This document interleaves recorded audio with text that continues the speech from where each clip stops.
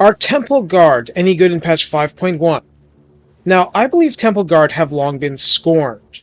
Admittedly, this is the third unit you need the Weapons Crafter Commune for. You can't get a tier 4 Saurus building without a major settlement, so you have to really push for them to get them in any numbers. They're expensive, they don't move any faster than normal Saurus, and a lot of people would just rather bring more dinosaurs. But do they perform? Yeah, they kind of do. Do they have something special to offer? They do. It's just a matter of how useful it is to you. Recruited for 1200 gold and 300 upkeep.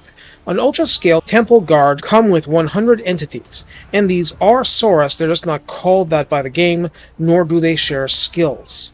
Health is 10,700 unit wide. Armor is 85, a nice little chunk better than normal, with shields that block all of 55% of small arms missile fire from the front.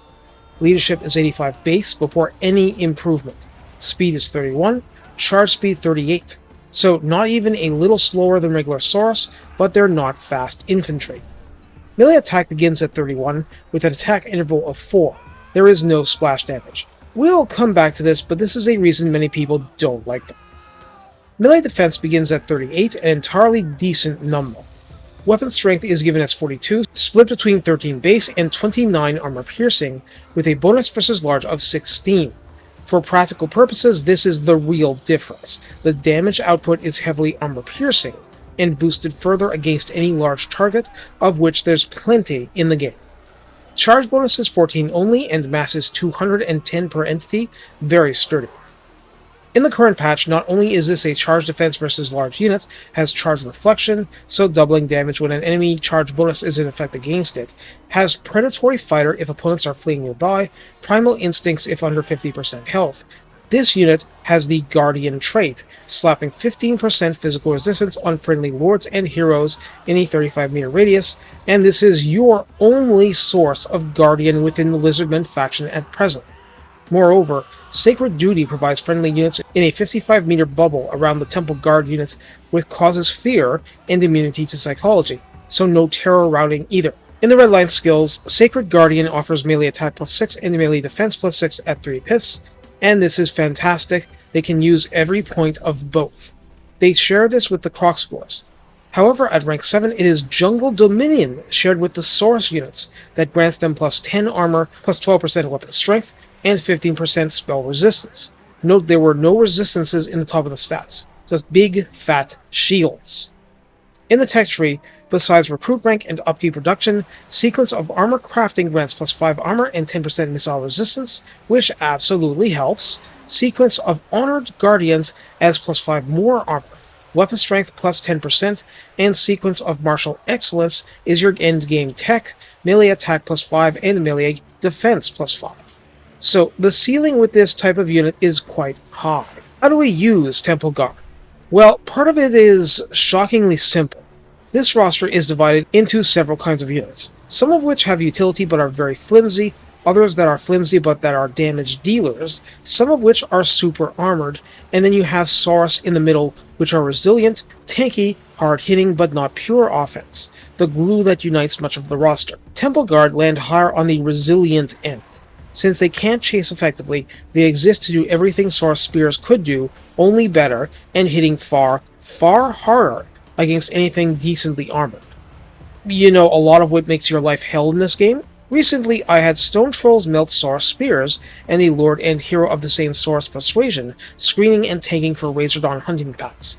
Not saying they wouldn't hit Temple Guard hard as well, but Temple Guard would have hit back far more effectively during the same time frame. Since the cost and balance of power make them so strong, what are they weak to? Well, here's some old wisdom when I tried challenging Gor-Rok as Tehenoen in Warhammer 2 when he was being unkind to the cause. It's rough, but Temple Guard have no response to being attacked from the air, and if it's stuff that gets past shields, their armor will help them last, but the damage will be reduced, not eliminated. That means a lot of beat-up entities. So Pterodon Riders with Fire Leech Bolas softens them up pretty well. Not ideal, but it wasn't an ideal situation. I'd rather be buds with the Rock. So aside from ranged armor-piercing artillery or aerial shield-ignoring stuff, there's magic, which is why the spell resistance is valuable. Finally, there's attacking Temple Guard with specialized infantry that's anti-armor, not anti-large, and which has just enough stats to make it work. The very low end of that scale is in fact red-crested skinks, but Forsaken, you could even say certain varieties of Slayers, Black Orcs, Swordmasters of Hoeth, Bestigors, things like that. These are natural enemies of Temple Guard. All other infantry that might be lower armored, but decently high attack, or heavily armored like Chaos Warriors, Infernal Ironsworn, and so on, or in addition, things with grenade tosses like Ironbreakers or Regiment of Renown Outriders. Those two are threats. So things that can work you over exist, and things that can fight you to a standstill exist. Now, let's stop worrying about all of that and look at you stopping the enemy and keeping it at a standstill. Of that infantry, what can break through your lines in a very short amount of time? Well, basically zero. What monstrous infantry or cavalry can get past you without having to kill every last Temple Guard? Basically zero. But what can potentially mash through? War Mammoths, certain chariots? Maybe. A Skullcracker with its active ability running? Stuff on that level. It's not much. Most everything else, all the groaning about time to kill aside, you have a very hardy defensive unit that will simply maul, crush, and decimate even armored cavalry given a little time, and which will go down hard against the most legitimate and elite infantry the entire game has to offer. Just keep in mind this is, in the end, an anti-large unit. It is predicated on the principle that Guardian, keeping your precious characters alive, even if they're on Carnosaur mounts, means that you have enough anti-infantry to get by. In particular, it's betting you have the magical support to rain meteors down on blobs and send laser beams from space down to produce 3 centuries supply worth of charred skeever hide. Yes, you have to pay for them, it doesn't come cheap, but ultimately this is the setup hitter in your batting lineup. This is who feeds the home run hitter. Temple Guard are not there to get the most damage, though they'll inflict loss, or to mindlessly absorb damage in turn. They are there to hold things in place for your heaviest hits to land. That is the value they bring, and I have no qualms in stating they're good at that job. And as long as that's the job you use them for, you'll be good with the results. Wishing they were Empire Spearmen with shields, not so much. They're meant for a different job. Take care, and have fun.